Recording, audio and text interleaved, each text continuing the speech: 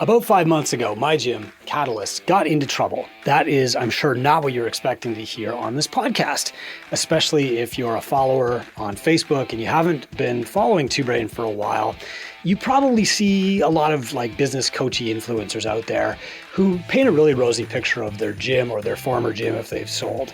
But from the start, 2008, when I started blogging every single day about my gym, I've been open and transparent with all of you. So thank you for your loyal listenership and your questions and your care, because a lot of you still text and ask, how's Catalyst going?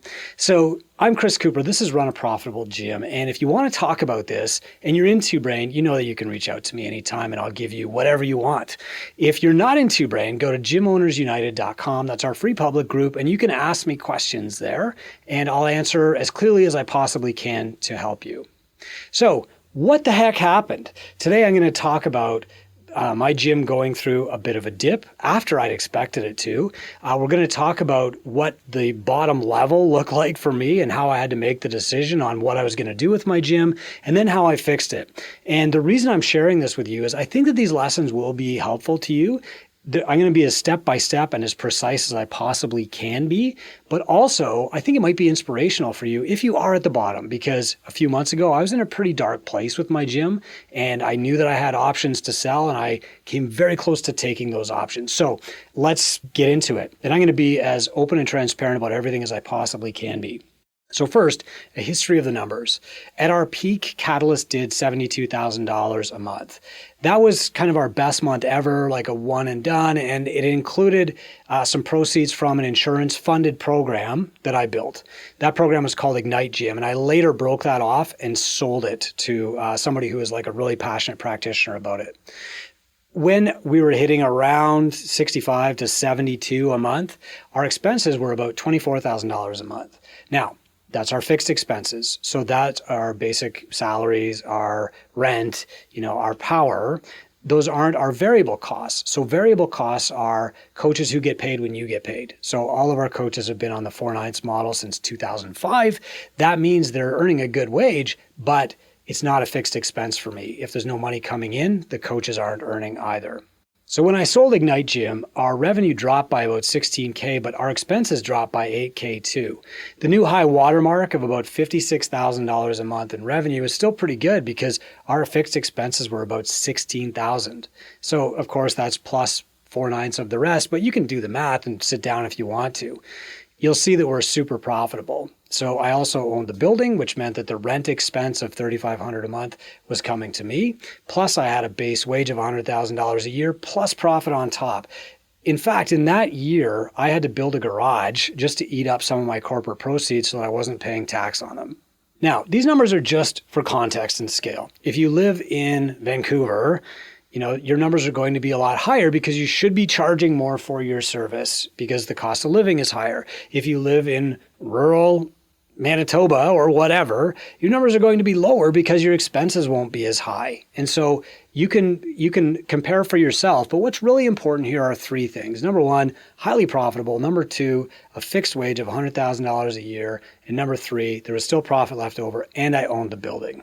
Okay. So that's what a profitable gym can do for you. However, here's the downturn. So a few things happened between 2018 and now. That 5-year stretch was pretty tumultuous. The first thing is obvious. Lockdowns in Canada meant that everybody had a drop in revenue. My gym was locked down for almost 2 straight years. There were a few brief periods of, partial opening and stuff, but, we really had to hold fast through 2 years. And while that was happening, we had big cash reserves, but the foundation really started to get eroded. So first, my general manager and my head coach, who I absolutely love still to this day, and they were doing a great job, they couldn't stay with us because of the new rules. I'm not going to go into detail there. But that meant that we had to put a new GM in place in the middle of chaos. And he started during what I would call wartime, completely abnormal situation. He had to manage things as they were happening. Everything was crazy. But that meant that he wasn't trained during our normal peacetime operations. We also had big coach turnover during that time. Some of the coaches got out of the industry and some of them went back to school to be nurses or other things. Some coaches just set up shop in their garage and trained themselves. And also, this was really important. A lot of our clients bought equipment for their homes. We were doing a great job of holding them to their workouts. Our revenue dipped, but it was still really good through COVID. It was still over 80%. But when we finally reopened, we had to train new coaches really fast. And the coaches that we had little in-person group experience. We had nowhere to send them to learn in person, so they did it all online. And our new GM had to make a really tough transition from coaching clients online to leading brand new staff in person. We also expected a surge of clients that never really came. Our ads had been off for 2 years. Our funnels were pretty much completely gone. I hadn't written a blog post or sent an email in like 2 years. And so the pipeline just didn't exist anymore. Worst of all, and this took me a while to figure out, but our best clients, the really dedicated people, but also the people who were the heart and soul of Catalyst, the people who brought energy and enthusiasm to group classes, we had taught them how to train in their garages. And they just stayed there. They had a rig and they were doing workouts. Maybe they were meeting up with people in the park and doing street parking. I'm calling out street parking there because that's literally what happened. And so while we had a bunch of people who were eager to come back, we really missed those spark plugs, the self-motivated people who would show up every day, raise the energy of the room, welcome the new people. You know who I'm talking about. They stayed home. So my staff was burned out, they were exhausted, they were frustrated, it showed. My new staff hadn't been trained on our systems, they didn't have contracts, some had no in-person coaching experience. And so over the next year after reopening, we saw a churn of some of the good coaches who were frustrated and burnt. We saw a churn of good clients who said, it just doesn't feel the same anymore. And it was just this constant slow leak of both. And the big problem was, I turned a blind eye. I was training on my bike. I was happy on my bike. I was rarely in my gym. I didn't have to go in to pay the bills or do the accounting, or I didn't look at the books. I didn't check Zen Planner ever. If I did go into the gym to pick something up, I would walk in when there was nobody there. It would be nice and clean and it would smell great. And I would just love the atmosphere. But I wasn't there during group times at all because I was doing my own training. I was CC'd on some emails when clients quit and stuff, but I had no real appreciation of what was going on. It was my fault. Don't let me leave you in any doubt about that. When I left the management of the gym in 2016, I really abdicated. I handed it over. Here you go. I had this new company, Two Brain Business, to build. And the Two Brain gyms were getting amazing results. So I was 100% focused on them. And the stuff that we were teaching Two Brain gyms was coming from data, not from Catalyst, on purpose. So I didn't look at the Catalyst bank account. We took the government CERB loan, it was called, because it seemed like an easy $20,000. And then we bought new equipment with that. We put some coaches through some courses. I bought like a metabolic testing device for $7,000. But that was all at the start of lockdowns. We had no idea that we'd have to spread that money out for 2 years, right? My fault again. 2 years later, by the way, 65% of gyms in Canada say they're still below 90% of pre-pandemic revenues, and they can't cover a loan payment that's coming up in about 4 months. So Catalyst luckily had huge reserves because I was leaving money in the company simply because corporate taxes are lower in Canada than personal taxes. But most gyms didn't have that kind of buffer. We also underwent massive change. And if it sounds like I'm ranting about all the mistakes I made, it's because it was the perfect storm. I created all kinds of problems for Catalyst. And honestly, it took having all these problems happen at once to really start driving Catalyst down. If any one of these things had happened one at a time, we probably would have been fine and just naturally recovered because of our own momentum. So there were some other changes going on during that time too. We changed accountants. The new accountants hadn't ever seen Catalyst at its peak, so they thought that the P&L they were seeing now was just typical. And then between reopening in 2021 and 22, we slowly dipped down closer and closer just to break even. And we even had a couple of months where the gym lost money. Again, though, we had really deep reserves, and so I didn't really get as worried as I should have gotten. I started paying attention to the P&L maybe about a year ago. So it was kind of like a, well, that's weird moment. I wasn't worried, more just angry that the situation had gone so far without even noticing. I replaced my GM. He was a great friend and, luckily he stayed on as a coach. But the new GM just didn't have the skills required to pull the gym out of its nosedive because that nosedive was steeper than I thought.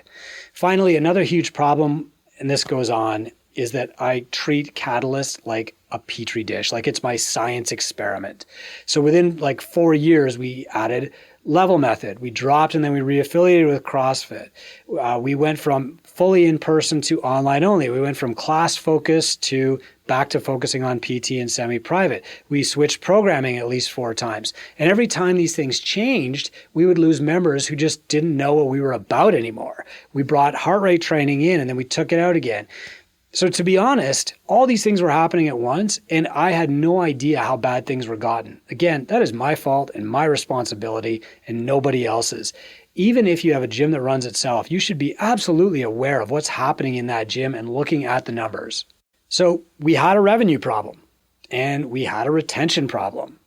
But what I'd learned back in 2009 was super important, that revenue and profit and retention and even client headcount are the fruits of the tree. And Catalyst was an unhealthy tree. I couldn't just run marketing to solve my problem. That wasn't going to do it. And so around April of this year, I said, I either have to fix this or sell it. And there were people on staff at Two Brain with good arguments on both sides. Some very smart mentors gave me some reasons to sell. One was data. Even though we track data from 15,000 gyms worldwide, and we use that data to make our decisions at Two Brain, and we don't say, what's Chris doing at Catalyst? As long as I owned Catalyst and was involved in it, I would always see things through that lens. So, for example, when we teach something to gyms at Two Brain, it's not just like, here's what Chris did at his gym. It's something that's been proven to work in hundreds of gyms worldwide before you even see it. So we have a very thorough testing process. For example, as an aside, right now we're testing something for our gym owners that's super exciting. And first it worked in one gym. Then we tested in 10 mentors gyms. Then we track the data. And if the data is better than what we're currently teaching gyms, then we adopt this new thing instead and we roll it out to 50 gyms or 100. And then if the data is still better than what we're currently teaching, we upgrade everybody. Okay, so Catalyst is no longer the origin of what we teach at Two Brain. Catalyst is a Two Brain gym, so it's the beneficiary of what we teach at Two Brain.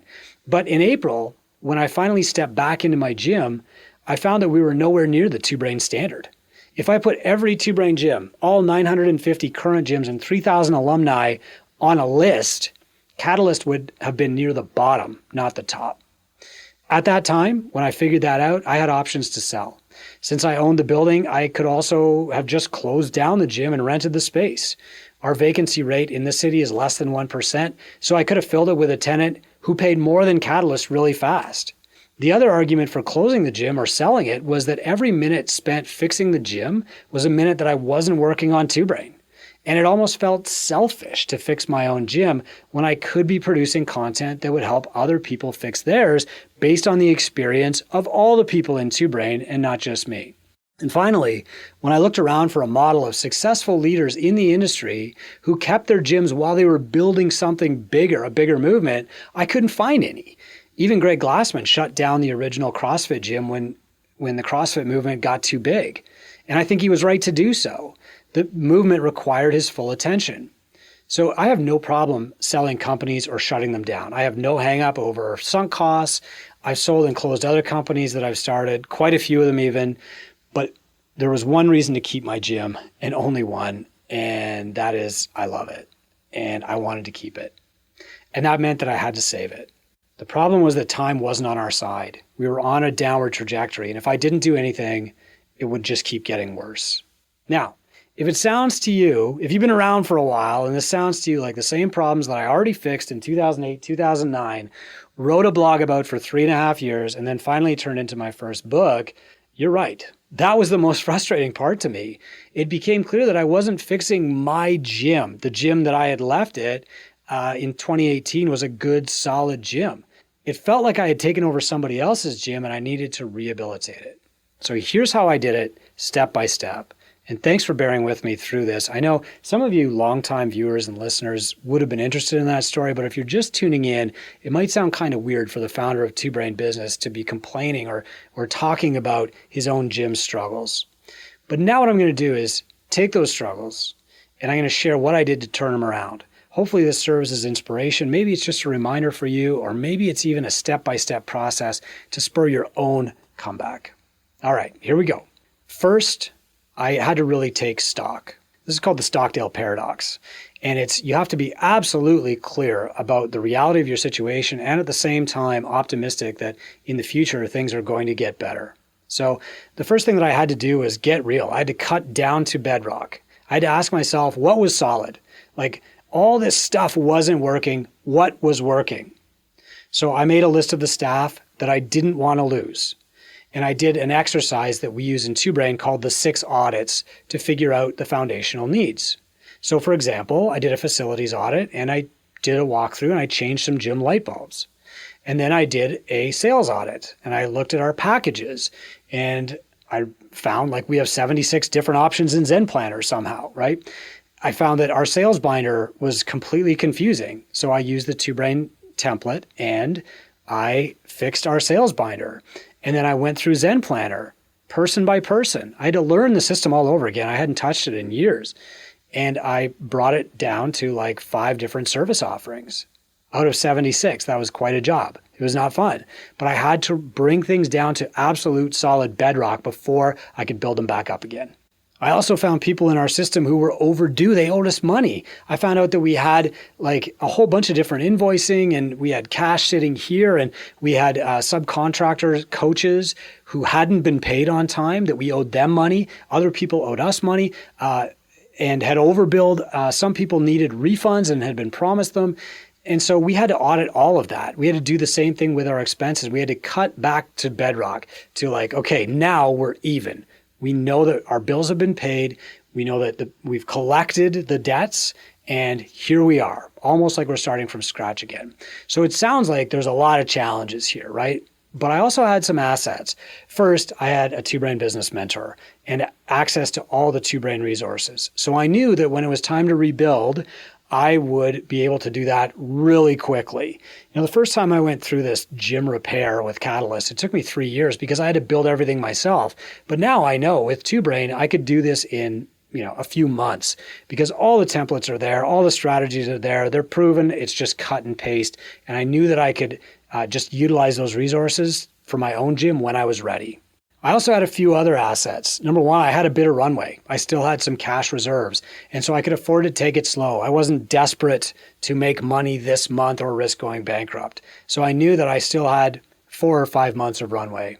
Third, a big asset, I was confident. I've done it before. And while there were definitely days when I was tempted just to like close or sell it, I also knew that I could do it and that the only way out of the struggle was right through the middle. And finally, I had some great coaches left. I knew that I had some staff who were frustrated, they were tired, they were burned out, but they were sticking with it anyway because they believed in the mission. So from there, I found bedrock. And the next thing I had to look at was what is salvageable here? So I've got the basics down, what can be fixed and what had to be built from scratch. Then I set a timeline. I said, what has to be done right now? Like what can't wait to be fixed? So one thing was like, change the locks on the gym, right? There were people out there who had keys to my gym. So that had to be done right now. I actually put a pause on all of my marketing because I didn't want to bring people into a no sweat intro and have them meet untrained staff with old pricing who couldn't process their payment and presented them with options that didn't really even exist anymore. So from there, I had this collection of like things to be fixed. And that was a big list. Don't get me wrong. But I also had a firm bedrock. And I didn't have the pressure of a bunch of new people coming in. Now, despite all of this, turning off all of our marketing, removing like calendar links, we still had people booking no sweat intros. And that is the power of longevity. Catalyst has just been in the market for so long, for 19 years now, that people still call no matter what. So yeah, don't let that like detract from what I'm saying, that the power of being around for a long time compounds. So what you're seeing on your screen right now, if you're watching, is a pyramid. And the pyramid is basically like what you need to fix in your gym in order. And so the foundation, of course, is your mission, like what you're doing here. And then on top of your mission, you build your ops to support your mission. And then on top of your operations, you build your retention system. And on top of that, you build your sales. And on top of that, you build your marketing. And then on top of that, you build your ads. But the mission is critical. And so what I did was I sat down with 1 or 2 of my coaches and I said, like, what are we doing here? What's the goal? And they said, we'd really like to know, are we having a meaningful impact here? Like, are we actually changing people's lives? And so we set the goal to change the lives, to extend the lifespan and the health span of 10% of our city. So that's about 7,000 people. And we said, okay, if we're going to be here for 30 years, how many people do we have to serve at one time? And especially, given that we don't change everybody's life the first day, we want to keep them around for about 2 years. People who have left my gym after 2 years did not quit exercise. They might have quit Catalyst, but they kept exercising. Maybe they went to another gym, maybe they started cycling or swimming or whatever. So 2 years, to me, we've changed their life. So, that was kind of the goal. Okay, well, we're going to have 150 clients. We're going to have a length of engagement of 24 months. And that means that determines what our rate needed to be. So from there, we could say, okay, well, here are our prices. And it was nice to kind of start from scratch here, but still find out that we weren't too far off. Our prices had to come up a little bit, mostly because there's been some inflation and some expenses since the last time we set our rates, but it wasn't too scary. From there, we had our mission. And I actually, just to set it in stone, I produced a YouTube video, and you can go look for the Catalyst method on YouTube and you'll see our mission video. Then it was time to build up our ops. So the mission was one conversation. Everybody was fired up. That gave us the energy for the journey ahead. But then I had to rebuild ops from scratch. I took our playbook, which hadn't been updated since 2016. I fixed it step by step. I got all of our staff on contracts. I got our staff CPR and first aid certification updated. I updated our insurance. I used all Two Brain Business templates. So this happened super fast, like less than 2 weeks. Then I decided to stick with the mantra, less but better. So we went with fewer options, and I'll walk through those in a moment. I audited my expenses. I cut the stuff that we weren't using every day, like I think we had like an app for online coaching, Zoom meetups. We downgraded some accounts. I removed some certain expenses, including the fixed salary of my GM. We just decided that at this stage, we were not ready to have a general manager. And so I broke the general manager into 6 different roles and split those up. And I'll get to those in a moment. We ended our kids program. We put it on a 3-month hiatus because it was just a mess and completely disorganized. But we kept our prime program for people over 55 because that was running really smoothly. We started semi-private. So I wanted fewer but better coaches. And instead of hiring a bunch more personal trainers, we started building a semi-private program instead. We changed the goal of our No Sweat Intro to just sell on-ramp. Don't present any option other than that. Then after they're on-ramp, they'll do a goal review, and then they'll get their first prescription for personal training, semi-private or group. I systemized everything based on these decisions. After I had written everything down in a new staff playbook, I sent that to every staff person on the team. I got every staff person their own email address. I got them their own playbook, and I wrote new contracts. Then I found a few places where I could optimize roles. So I brought in an outside bookkeeper, and I trained them on Zen Planner. I brought in one coach to get trained on GLM, just to do lead nurture. I trained another coach just on NSIs.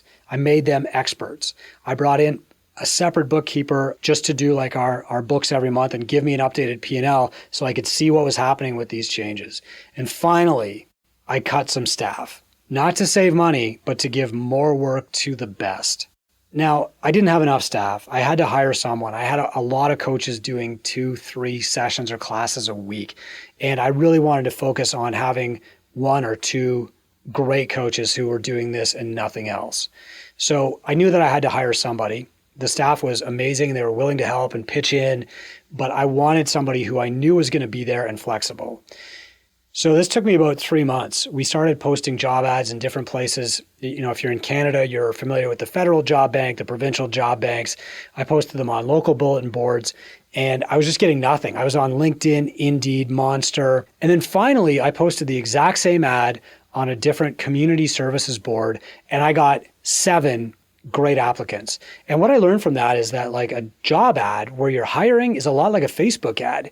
A little change makes a massive difference. Putting it in front of a different audience is huge. Tweaking the copy is huge. Like, don't give up just because the first time you try an ad doesn't give you who you want. So this ad finally worked. And within 2 weeks, I got 7 really great applicants. I knew that I only needed 1, and maybe I would kind of keep 1 on a back burner, but I hired the first one that I interviewed. He's amazing.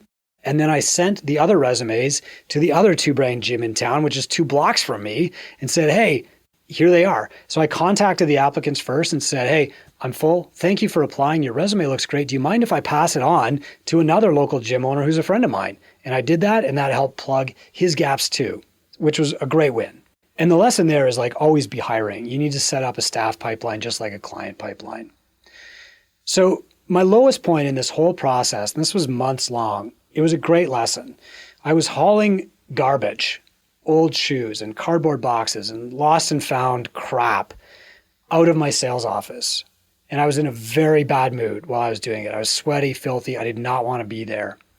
And a coach stopped by. He opened up the door of the office. He came in. He said hello. And he just set his smelly shoes down on the shelf behind the desk that I had just cleaned. He did it right in front of me. And it hit me that giving people the rules and the playbook wasn't enough, that I had to communicate the rules to them and share why we were bringing everything up to the 10 out of 10 level again. And I needed to repeat it and repeat it and repeat it. And so what I started doing was going through the staff handbook and recording a 2-minute video on a different part every day. And so I would email every staff a copy of that video every day with the staff handbook attached, and I would post a video in our private coaches Facebook group every single day. Day 1, here is how you open a gym. Here's where the checklist is. Here I am walking in the door. Here's the light switch. Okay, why we turn on all the lights when we do. Here is where you turn on the radio. Here's where the volume level should be set. Here's where you put the volume to when the Metcon is going. Here's the station that you use. Here's how you enter a sale. Here's how you close the batch. Here's what to do if the cleaner doesn't show up. And this went on for weeks. I would record 5 or 6 at a time and then schedule them to post through email and into our coaches Facebook group. Then I turned to retention. So my big move in retention was to simplify things. I didn't want any confusing layers of heart rate monitoring and, so I put level method on hold for a while we just resorted the groups and got them fun again. I started referring to our group classes as CrossFit again. We went to NC Fit programming. We basically stopped making these quick moves that were shaking clients off because they didn't know what the heck we were doing. We started following Bright Spots Fridays, something that's been core to Catalyst for 18 years. And there's more, but I didn't want to plan out a long client journey until I had some new clients in the pipeline. And so I used the Two Brain on-ramp builder and I rebuilt our on-ramp to be simpler. And then I taught it to my coaches. I took them through the on-ramp so that they could deliver it without me. Then I turned to sales, the next level of the pyramid. I rebuilt our packages to be simpler, semi-private, private, and group. That's it. I simplified our sales binder from the Two Brain template. I put our head coach into mentorship so she would get some lead nurture training and some sales training. And now I knew that if somebody came in, we could sign them up and I could count on that without being the one to do all the NSIs myself. Then I turned to marketing, the next level of the pyramid. And I asked myself not what's the newest thing for marketing, but what has worked for me in the past. For me, it's always been blog posts and emails. I started my gym on a newsletter. I had a bunch of emails and I'd email them every Friday. Then I turned to a blog. Then people would find me through Google search. Then I started emailing my blog to my list every day and I built that list and built that list and built that list. So I went back to that, blogs and emails. I left our ads turned off and I started writing to my list more. I cut off most of my automations except the ones that I knew were like the bare bones. And, I got to be honest, I've been blogging on that gym site for 19 years. And so even when I had all of our marketing shut off, we were still getting people booking like 1 or 2 NSIs a week just because of that legacy of content. So after the marketing, I turned to ads, the top of the pyramid. And with the help of a Two Brain mentor, I got our ads back up and running, and that started the leads flowing at a faster rate. But again, I didn't do that until every step of the funnel was fixed and the pyramid was solid with a good bedrock, a good product, a good intake process, good retention, and now good marketing. Look, it's going to be a 20-mile march. The beautiful thing is that time wasn't on our side, and now it is. If we just keep doing the things that we're doing, Catalyst will continue to grow again. The 20-mile march is basically like we don't just shoot for $80,000 or $72,000. We don't try to get right back there again. What we do is we take it month by month. We try to grow by a couple of $1,000s every single month. We just keep doing the things that we know work. We avoid the distraction of stuff that could distract us, the superfluous stuff. We focus on better, not more, okay, or fewer but better. And that's what it's going to take to get back. I'm committed. I know that I can't work even 5 hours a week in my gym because Two Brain. I love Two Brain so much, and I love helping your gyms, and that is a full-time job. We have over 70 staff worldwide, 950 gyms in the program, massive alumni. Gym Owners United has 8,000 gyms in it. That is my passion, and that's where I want to focus. But I love my gym. And I love that while Catalyst was the subject of my first book and, the source of all those mistakes that I made that made the first book, 10 years later, Two Brain Business has evolved, so it's not about my gym anymore, and it saved my gym instead. I'm Chris Cooper. I hope this podcast has been helpful to you and not just this big rambling monologue. If you're in Two Brain and you want to ask questions, we'll do an open office hour so that we can talk through this again. If you're not in Two Brain, go to gymownersunited.com. That's our free group. We try to be as specific and helpful as we possibly can in there. We're constantly doing webinars, giving you free action guides that you can take with no commitment and connecting you with other gym owners who can help you. Thanks for listening to Run a Profitable Gym.